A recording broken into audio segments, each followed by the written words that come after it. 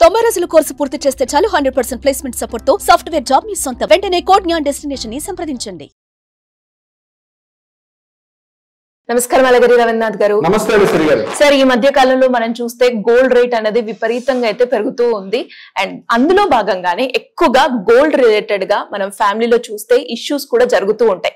Especially తల్లి బంగారం కూతురికే చెందుతుందా, లేదంటే ఇందులో కోడలికి కూడా హక్కు ఉంటుందంటారా? దీని గురించి చట్టం ఏం చెప్తుంది? దానికి సంబంధించిన పూర్తి వివరాలు ఏంటి సార్? వెరీ ఇంట్రెస్టింగ్ క్వశ్చన్ సిరి గారు. తల్లి బంగారం కూతురికే చెందుతుందా అన్న విషయం మీద మీరు అన్నట్టుగా బంగారం రేట్ ఇటీవల చాలా రోజులుగా చూస్తున్నాం. ఆల్మోస్ట్ 1,90,000 అనుకుంటా ఇవాళ మనం ఈ వీడియో చేస్తున్న సమయానికి బంగారం రేటు. దీని మీద కుటుంబాల మధ్య విభేదాలు కూడా చిచ్చు పెడుతుంది బంగారం. అంటే కలి ప్రభావం బాగా ఉంది కాబట్టి బంగారంలో వచ్చి కూర్చుంటాడని చెప్తారు పెద్దలు కూడా. సో బంగారం, ముఖ్యంగా తల్లి యొక్క బంగారం కూతురికే చెందుతుందా అన్నది ఒక రియల్ గా ఒక ఇంట్రెస్టింగ్ క్వశ్చనే. ఇక్కడ ఏమవుతుందంటే సిరి గారు, పూర్వకాలంలో ఎలా ఉండేది, ఒక ఆచారం సంప్రదాయం మీకు చెప్పే ప్రయత్నం చేస్తాను. పూర్వకాలంలో ఎలా ఉండేదంటే అమ్మాయిలకి ఆస్తి హక్కు ఉండేది కాదు.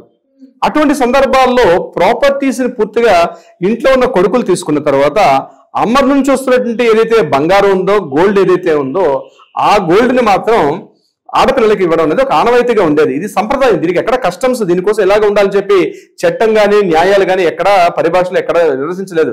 ఒక ఆనవాయితీ, ఒక సంప్రదాయం, ఒక కస్టమ్స్ అంటాం వాటికి, ఒక నియమాలుగా ఆచారంగా వస్తూ ఉండేది. పూర్వకాలంలో ఆడవాళ్ళలో చాలా ఎక్కువ బంగారం ఉండేది. ఆడవాళ్ళు అంటే ఈ కమ్మలు కానీ, ముక్కు పడుకలు, అదేవిధంగా మెడలో ఉన్నటువంటి హారాలు, నెక్లెస్లు, అలాగే కాళ్ళకు కూడా వేసుకుండేవారు. చేతికి ముంజేతికి గాజులు ఉంటాయి. ఇవన్నీ కూడా రకరకాలుగా ఆడవాళ్ళకి వడ్డానం, నడుముకు వడ్డానులు ఇవన్నీ ఉండేవి. అయితే ఇక్కడ కూడా ఒక ఆచార సంప్రదాయం ఎలా ఉండేదంటే నడుముకి పై భాగంలో ఉన్నటువంటి వస్తువులన్నీ కూడా కూతురికి చెందాలని, నడుముకి కింది భాగంలో వస్తువులన్నీ కూడా కోడలికి చెందాలని చెప్పి కొన్ని వర్గాల్లో మాత్రం ఒక ఆనవాయితీ ఉండేది. నడుముకి పై భాగం అంటే ఏంటి? వడ్డానం పై నుంచి మెడలో ఉన్న మంగళసూత్రం, చైను, గాజులు, కమ్మలు, ముక్కు పుడక, దాని ఏమంటారు ఇక్కడ పాపడ విల్ల, ఇట్లాంటివన్నీ కూడా ఇవన్నీ కూడా కూతురికి చెందితే, నడుము కింది భాగంగా ఉన్నటువంటి వస్తువు అంటే వడ్డానికి కింద ఆ కాళ్ళకి వేసినటువంటి పట్టీలు అంటారు. అదేవిధంగా ఆ మధ్య వేడికి వేసినటువంటి మెట్టెలు, ఇట్లాంటివన్నీ కూడా కోడలికి ఇచ్చేది. అంటే ఇది ఒక పద్ధతిగా సంప్రదాయ పరంగా వచ్చేది అనమాట. అంటే ఇవి ఎక్కడ కూడా అమ్మాలని రూల్ ఉండేది కాదు. అంటే అమ్మేయాలన్నా సేల్ చేయాలని ఉండేది కాదు. వాళ్ళ తాపల దగ్గర నుంచి మళ్ళీ ఆ కూతుర్ల దగ్గర నుంచి కోడల దగ్గర నుంచి అదే పద్ధతులు అలా వస్తుంది. ఈవెన్ పట్టు చీరల్లో కూడా ఎలా ఉండే అంటే మా అమ్మమ్మ గారు పెట్టినటువంటి చీర అని చెప్పి పెళ్లికి కట్టుకునే, అంటే పెళ్లి పెట్ల మీద కట్టుకునే చీరలకు కూడా అదే సంప్రదాయం ఉండేది. ఆ పూర్వీకుల నుంచి అది ఆ స్థలానే వస్తుండేది అనమాట.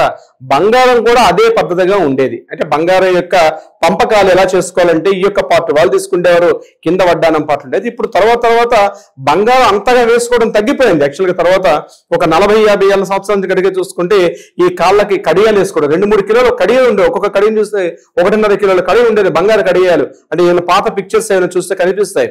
సో ఇట్లాంటి ఒక ఆనవాయితీ ఉండేది. తర్వాత ఏమిటంటే బంగారం లిమిటెడ్ గా అయిపోయింది. నెక్లెస్, హారం, చేతికి ఎంతసేపు ఈ పార్ట్ వరకు ఎక్కువ అయిన తర్వాత ఆ బంగారం పూర్తిగా ఆడపిల్లలు తీసుకుంటూ వెళ్ళిపోయేవారు. ఇది ఒక్క పద్ధతి. అయితే ఎప్పుడైతే మనకి హిందూ వారసత్వపు చట్టాలు, ఆస్తి పంపకాలు, హిందూ మ్యారేజ్ యాక్ట్ వచ్చిన తర్వాత, ముఖ్యంగా ఆడపిల్లలకి 2005 తర్వాత దేశవ్యాప్తంగా ఉన్నటువంటి ప్రతి ఆడపిల్లలకు కూడా టోటల్ ఆస్తిలో, ప్రాపర్టీలో కూడా కొడుకులతో పాటు కూతుర్లకు కూడా సమాన హక్కులు, సమాన భాగస్వామ్యాలు ఇచ్చిన తర్వాత, ఆ కూతురు పిల్లలకు కావచ్చు, కొడుకుల పిల్లలకు కూడా సమాన భాగ పంపకాలు వచ్చిన తర్వాత ఇక్కడ బంగారం విషయం కూడా ఒక క్వశ్చన్ వచ్చింది. సో బంగారం ఎవరు తీసుకోవాలి?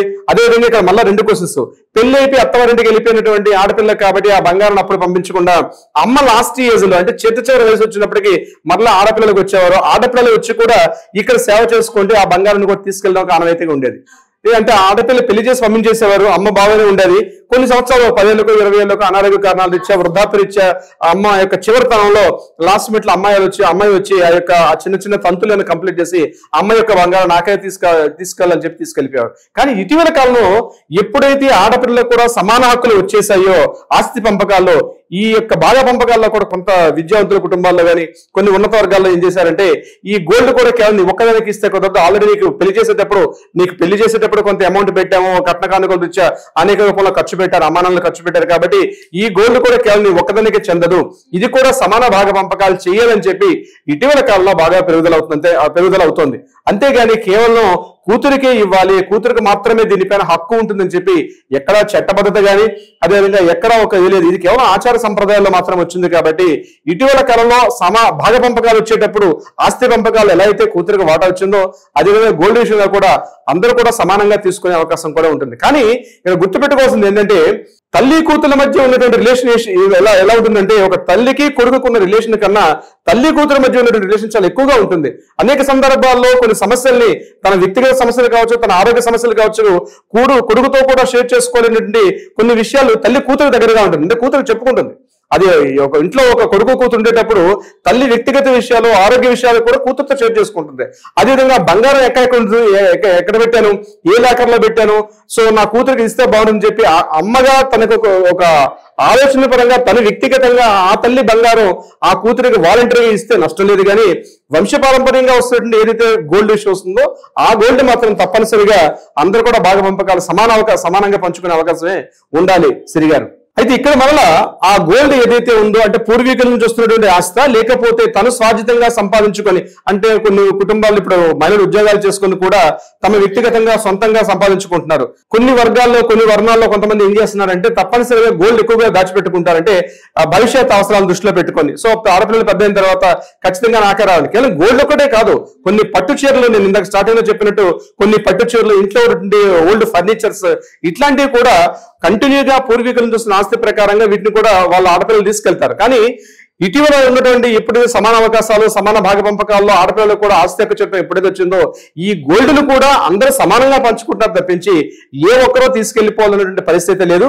ఆడపిల్లలకు కావచ్చు, ఆడపిల్లలకు పుట్టిన ఆడపిల్లలకు కావచ్చు, అంటే మనవలు మనవరాళ్ళకు కూడా వాటి మీద అందరికి కూడా సమాన అవకాశాలు అంటే సమానమైనటువంటి భాగ పంపకాలు ఉంటాయి తప్పించి ఏ ఒక్కరికో నాకు కావాలని చెప్పి తీసుకెళ్ళడం వల్ల మళ్ళీ వివాదాలు చెలదొగుతాయి.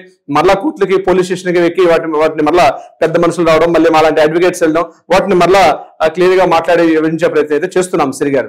అండ్ అలాగే సార్ మీరు అన్నట్టుగానే అంటే ఇప్పుడు చాలా మంది మహిళలు కూడా ఇండిపెండెంట్ గా ఉండి సొంతంగా మనీ ఎర్న్ చేయడం, దాంతో బంగారం కొనడం మనం చూస్తున్నాం.